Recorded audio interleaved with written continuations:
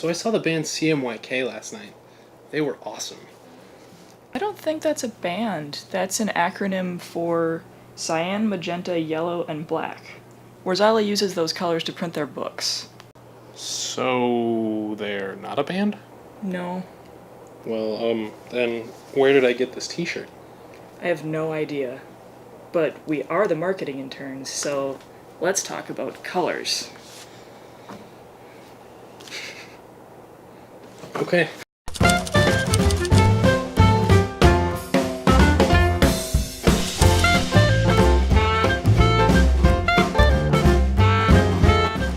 CMYK stands for cyan, magenta, yellow, and black.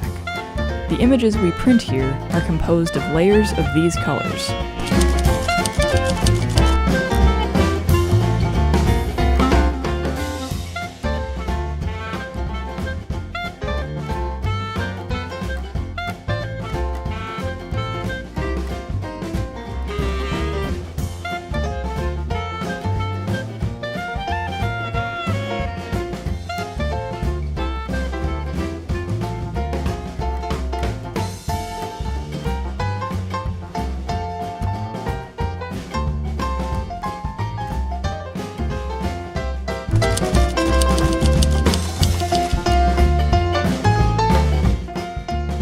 Each and every color has an exact number on this color wheel.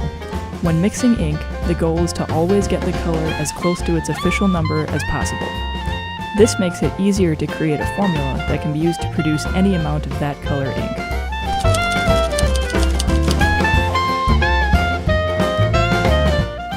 Before an ink drawdown, a customer determines what colors they want.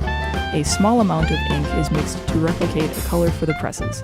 The customers then send a proof of the color.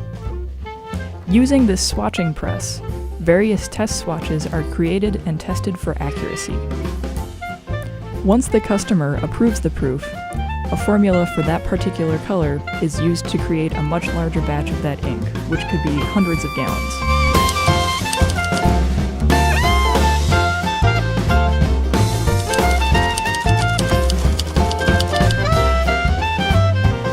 Here's some stock that is extremely lightweight and thin that we can run on our single color webs, up to really heavy coated paper that we can run sheet fed. So you're absolutely right, there's just a wide variety of things, which is an advantage for Warzala because we can provide product for a variety of different customers and markets.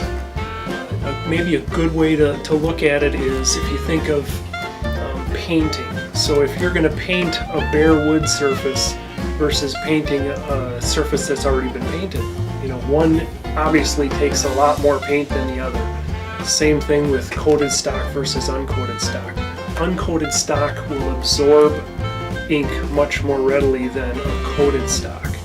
So we need to keep that in mind.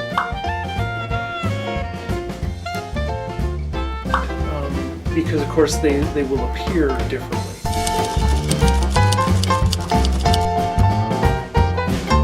The thinner stocks definitely will go web, just because in the roll stock state, it's easier for a web to control it as opposed to a sheet fed press that has to separate each individual sheet and send it through the machine. Coming off of a roll, webs are designed to handle the thinner grades of stock.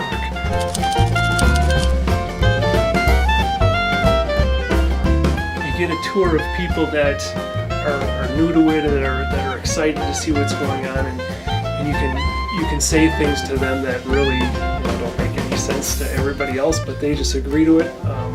I took a group by our web press and the web's running, and I was telling them about the paper stretcher and the automatic gusseting machine. Of course, these things are, people just nod their head like, yeah.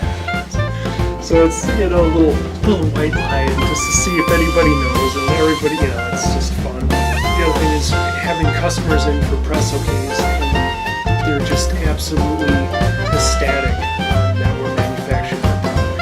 And we're used to doing this, and we see it all the time, and then you see a customer that is just unbelievably happy with what you're doing, and that's pretty cool. Wow, A lot of work goes into making sure the colors are all printed correctly. Color work is really cool. It's also interesting that the type of paper makes such a huge difference. Like this piece of paper here. What is it?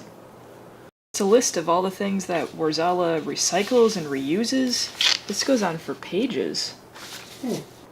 Oh, cool. Let's talk about that tomorrow. It's time to go home. Alright, I'm gonna play my saxophone tonight. I'm definitely gonna play some drums.